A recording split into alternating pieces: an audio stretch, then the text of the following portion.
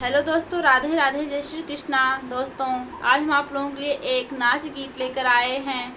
आप लोग वीडियो को लास्ट तक देखिए और कमेंट करके हमें बताइएगा कि यह गीत आपको कैसी लगी। करहिया लागल करी खा, करहिया लागल करी खा, देखा दीदी बहिनी हो सजनवा मोरा लड़िका। देखा दीदी बहिनी हो सजनवा जैसे लड़िका।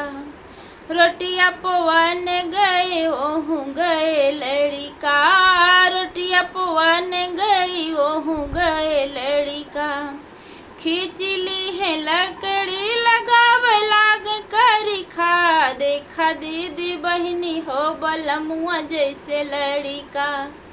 देखा दीदी बहिनी हो सजनवा जैसे लड़िका।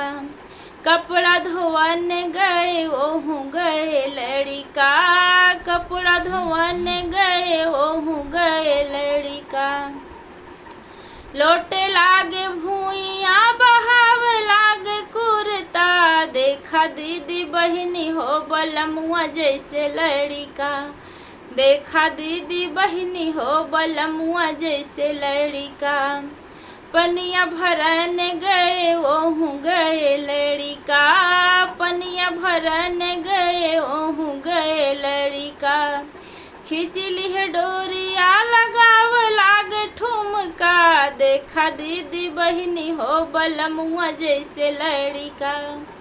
करहिया लागल करी खा, करहिया लागल करी खा, देखा दीदी बहिनी हो सजनवा जैसे लड़िका।